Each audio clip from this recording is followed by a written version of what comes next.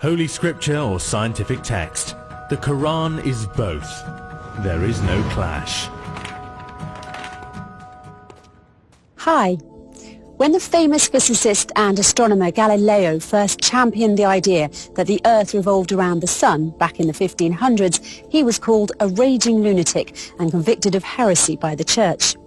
He was then sentenced to life imprisonment and died under house arrest around 9 years later. But if a 10-year-old tells his science teacher that same fact today, nobody even bats an eyelash. So what's changed? Lots of things. The world has evolved, new technologies have been developed that help us more accurately understand astronomy, for example. So poor old Galileo was not insane, he was simply before his time.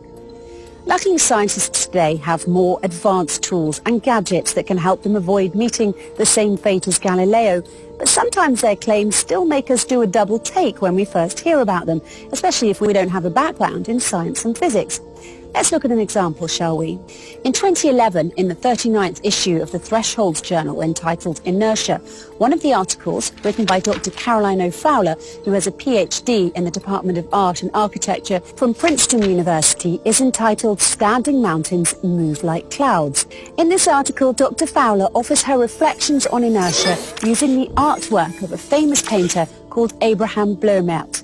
She begins by describing the concept of inertia as defined by Sir Isaac Newton's first law of motion, namely that a body will persist through force in a state of either rest or motion until moved by another body. She then goes on to shower her praises on the painter for his ability to express this rather abstract concept of inertia with only the stroke of his paintbrush in a single picture.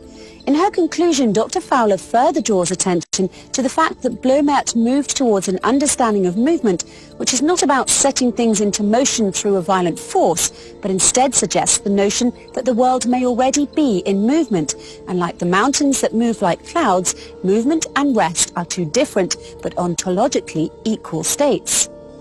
It is impressive when art is able to depict scientific notions in a straightforward way. But long before Bloemaert, Newton or Galileo himself, it was the Quran that presented the understanding of force and movement as a relational concept.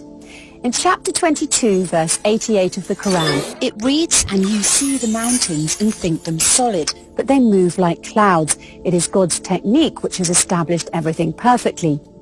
Centuries ago, God told us that he created the world following the laws of inertia. It is science that is just now catching up. So who says science and religion have to be at odds? In the Quran, science and religion are twin sisters, and I don't mean the type of twins that keep saying they're identical when everyone really knows they're fraternal. The Quran contains many passages that were not understood by scientists, let alone regular people, until recently, and some that science still has not fully deciphered. But this should come as no surprise. In fact, the Quran itself tells us that this will happen when it says, "And these similes we put forward for mankind, but none will understand them except those who have knowledge." Let's look at that word a little closer now, simile.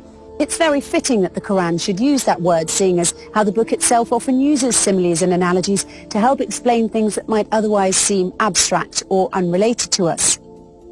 But what's even more astonishing then, that is modern scientists have used some of the exact same analogies that were first written in the Quran over 1400 years ago. Try it for yourself if you like. Try telling a police officer that mountains move like clouds and watch what his reaction will be. But be careful, because if you persist in saying it, he might just consider you drunk and arrest you.